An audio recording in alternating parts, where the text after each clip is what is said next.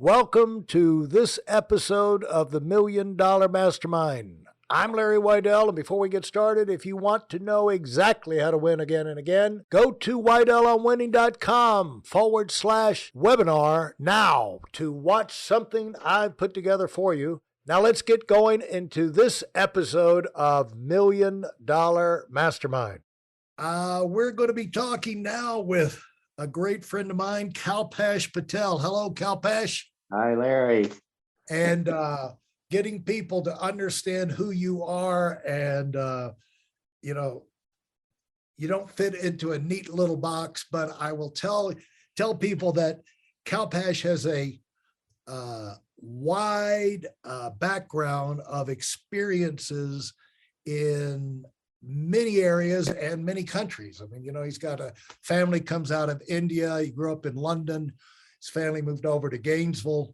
And from that, restarting, doing different businesses. They've been in the restaurant business. They've been in this business, that business. And you learn a lot of things, and especially if you do it well. And then Kalpesh is responsible for one of the major therapist programs that he came up with that helped me come back to life after my injury. I think I was up around the 300-pound level when I was about to die, and I had done good to be able to drive the 4 hours up to Gainesville without collapsing. And so I made that, it was so valuable. I made it part of my regular routine for years. And so Kalpesh and I had many conversations about life and success, winning and overcoming. And I thought I'd share some of those things with you, and we'll find more out about Kalpesh's background. But the great thing is he's just starting. This is the first year, I believe, of starting his own practice, cutting the ties with all the other organizations and affiliations, so he could get out and kind of blossom and do the things that you do when you get out on your own, to take your intellectual, your knowledge, your information, your value, and kind of follow your own instincts to get that out there in the marketplace with teaching, with courses and everything. Yes. And so he's got certifications and training and teaching. He's a trainer of he's an advanced practitioner and a trainer in Ortho-Bionomy.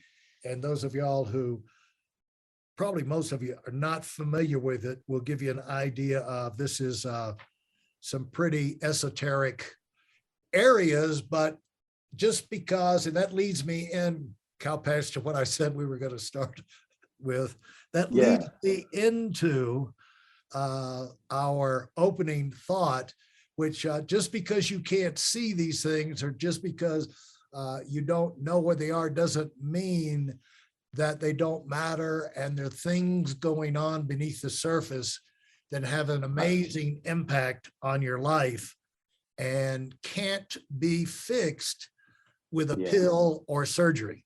Right. And so anyway, that's the world that Kalpesh operates in. And he is,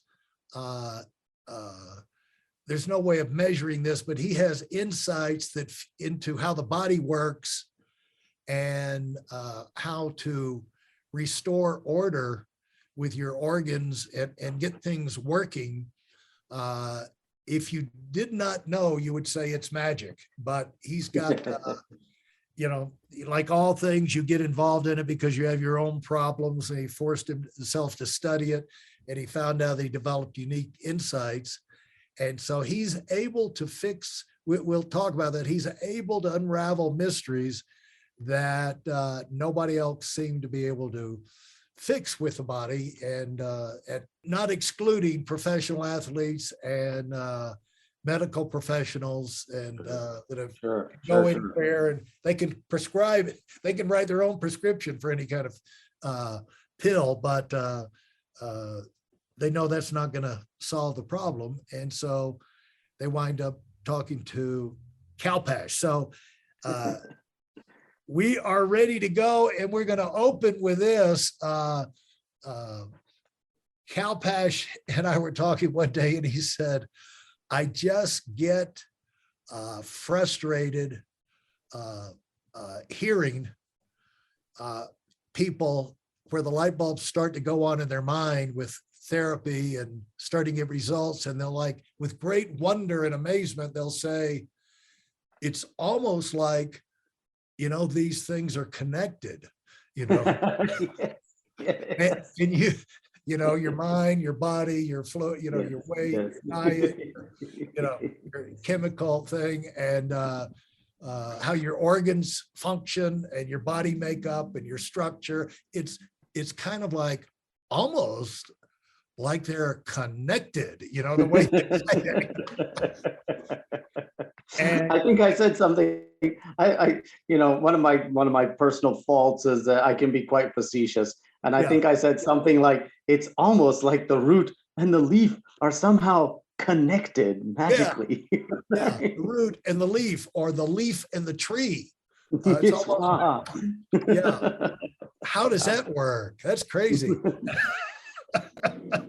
Yeah, But yeah, when we have complex, you know, more than just about anybody else that is in the therapy universe, Kalpesh understands the complexity and the fact that there is a structure, there is an organization, and every piece of it matters. And when they things shut down, there's a backlog of things that go, cascade origami type effect of things. exactly. And I think the thing is that often there's sort of two camps. There are people that are willing to look at how complex things really are, but those people tend to stay in research because it takes all their brain power just to do all the complicated math. And then there are people that want to do interventions, and they kind of like, they can't keep looking at the big picture because it can just get overwhelming. So they're really looking for formulas, things that are going to be a wide net. And then, you know, if you're just using formulas in a wide net all the time, you're going to lose sight of the big picture after a while. It's just the nature of the beast, right? And so one of the things that I realized was sending sort of, people would end up getting funneled to me one way or the other, because they needed somebody to kind of still step back and look at the larger picture and be willing to struggle with the complexities of it all, because the simpler approach hadn't worked, right? So I used to make a joke that I'm usually the 8th person that you come and see, not the first or second, right? So all, in terms of therapies or interventions, all the low-hanging fruit has already been picked. You know, as soon as you come to me, I expect to be reaching on my tippy toes and reaching for things, because the complicated stuff is all that's left, really, you know. And if people where the implications of what we're just talking about here, that I'm the purpose of this podcast is to get people to be aware and to think, you know. yes. And at the end of it, be determined to keep on looking if you haven't found the solution for whatever your problem is, Right. in your relationship, in your body, in your fitness, in your Right. business, Yes. any area of your life. That what happens is, the first things you do when things go wrong is you look to the formulas, you know, and the people, right. You know, it's amazing to me, Kalpesh, they even brag about, if you want to be an expert in whatever subject, you get a blog, you know, you get a website and a blog, and you give away free information, and they'll even tell you, you don't even have to know anything about it. You can just hire writers, and you say, you know, on, you know, endurance running, or, you know, training for Ironman, Sure, how, sure. you know, they'll go in there and all they'll do is they'll type that into Google, pull up a bunch of other articles, and they'll regurgitate that stuff out, and they have no clue. Guy he might weigh 500 pounds, but he's writing through this thing. You don't know. All you see is their byline, and a lot of times they'll take that byline and they'll put it underneath the guy who has the website. So he'll appear to be the expert, but like how you will lose weight, how you deal with this, relationship problems, how you're in your business and this, that, and the other. And that's really goes to the root of why I did this podcast is so people could actually hear from people who are dealing with these complex issues and have gone down and dug down deep and found solutions. And the funny thing is these solutions sound like easy answers if you don't know the implications in the application, Sure. And hindsight is 2020, right? So it's like once you find the right solution and it fits well with the problem, then there's a simplicity to that can fool you into thinking, well, finding that was going to be just as simple as how it is to apply it. And, the hunting of it, I would say that one of the biggest factors for me, and if when I teach people, I teach general sort of beginner level courses, but I also have mentees who are people that are already in practice, have some very successful practices, but they're mentees because they're interested in how I go about doing my analysis, and they want to learn the analytical method from me. And so these are very capable people, and so I have to come up with advice for them that's very rich in dynamic advice. I can't give them, again, I can't rely on a formula for advising people that are already quite capable, right? Yeah. I have to give them something really juicy. And one of the things that I say to them is, collect models. Don't fall back on one model. Don't fall back on two models. If a model works, recognize that that model is making a certain piece of reality easy to see.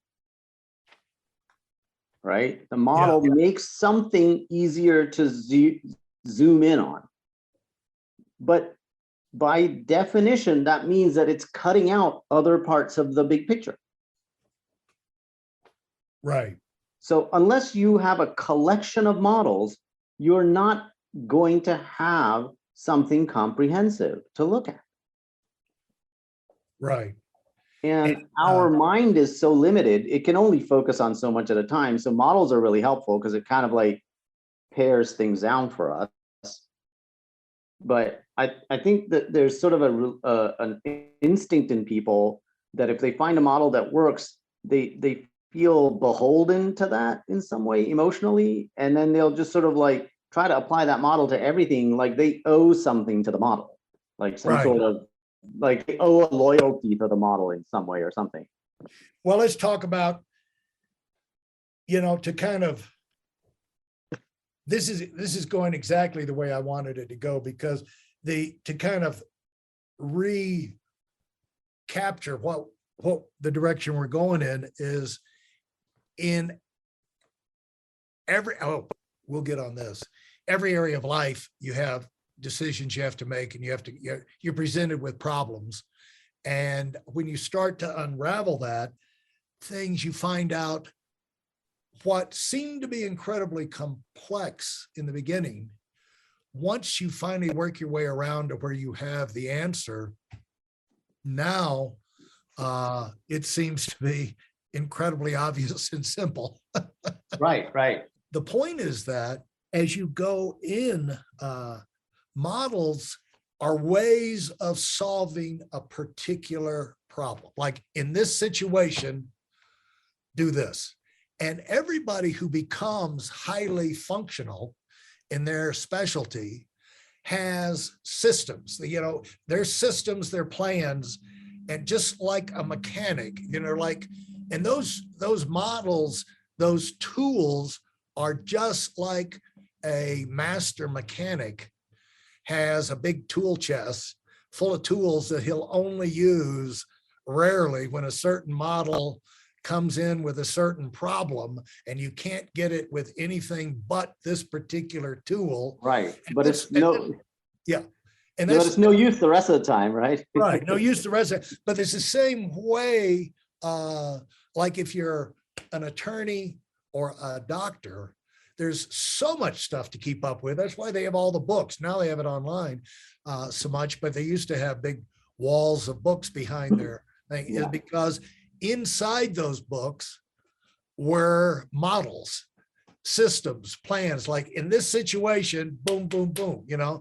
And I've also said, like in leadership, like the great generals, the greatest generals are the ones with the most plans, the most, because they know in this situation, you know, early in the year, when the enemy comes in the morning, this, that, and the other, here's your op. And it's just like so many things in life, Kalpesh. Like if you're on a golf course, every shot can be different, unique.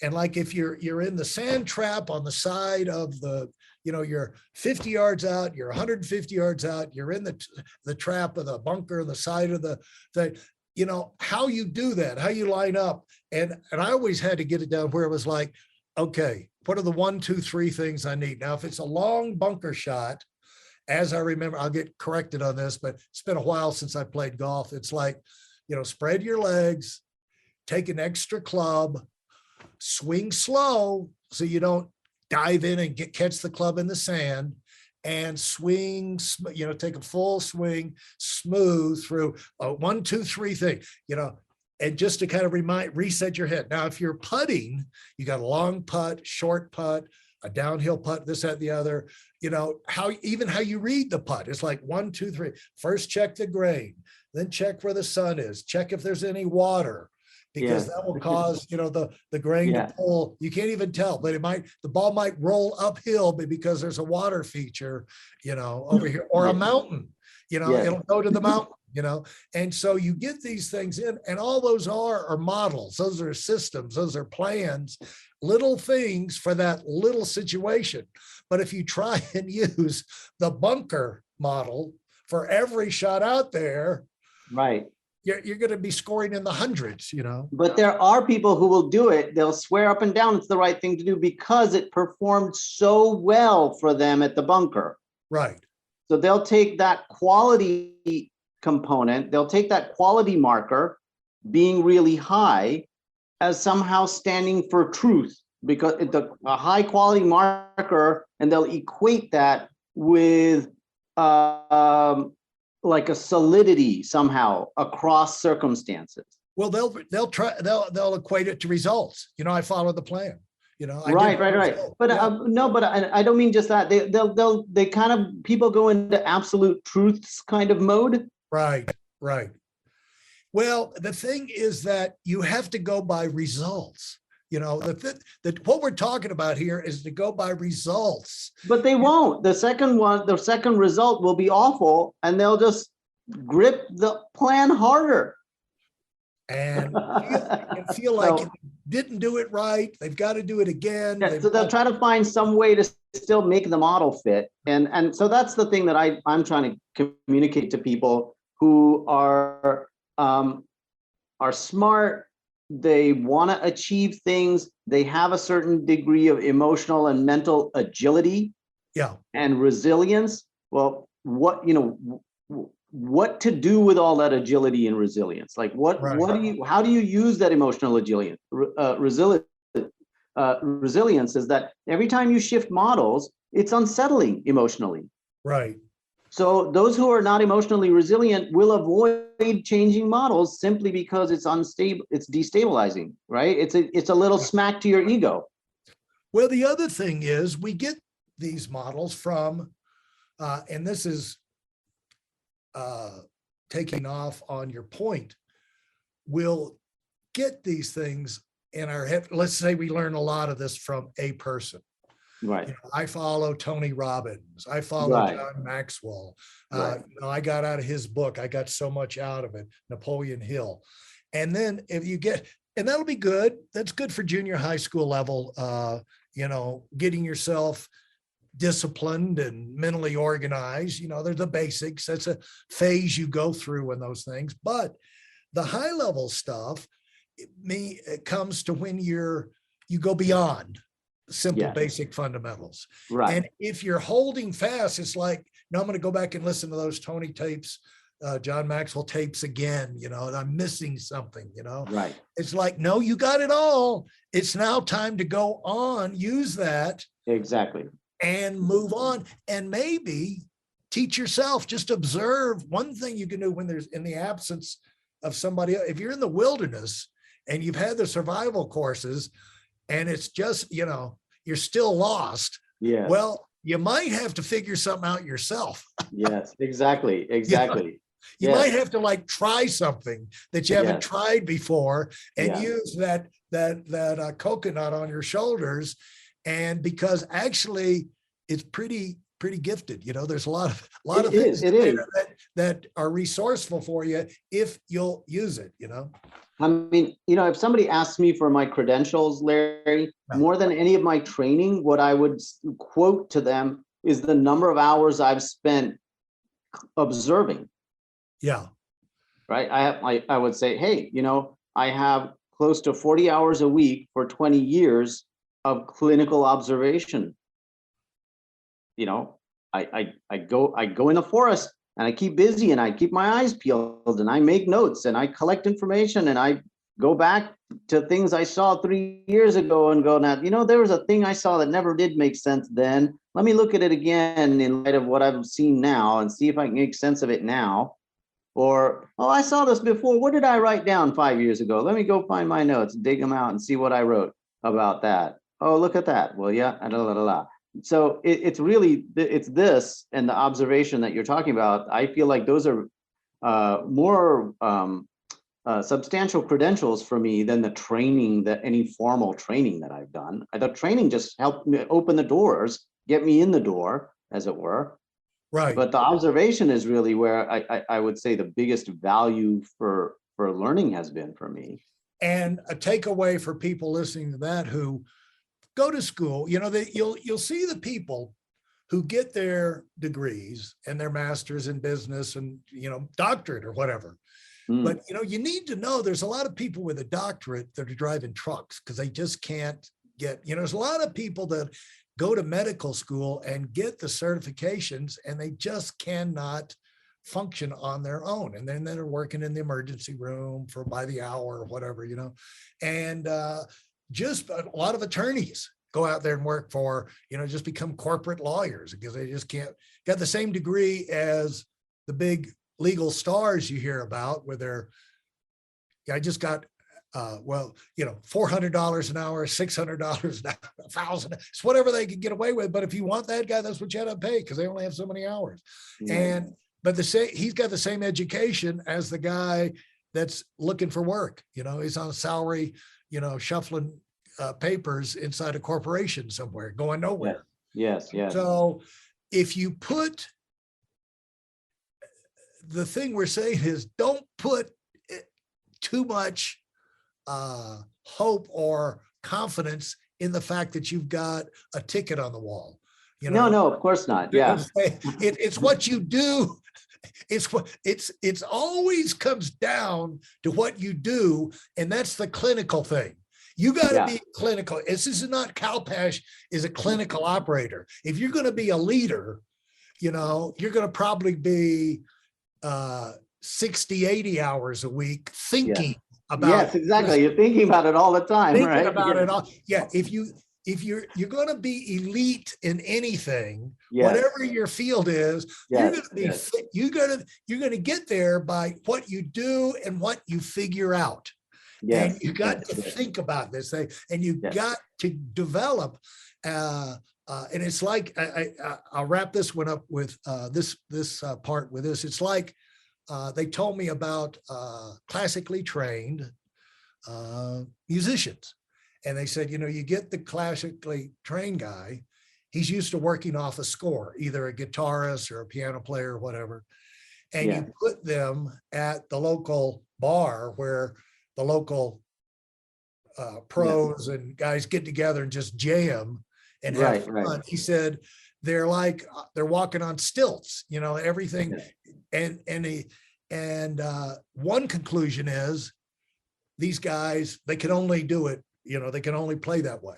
But the reality is that the guy who was a musician, had been in this world forever, told me, he says, the reality is they could improvise as well or better than anybody there. They just have never spent any time doing it. They spent their time, looking, playing that score, learning how to interpret that complex piece of music, and without error. And so it's a totally different thing to think on your feet and use that. But he said they can do it, they just haven't done it. And so what another takeaway for people is here: get yourself thinking on your feet.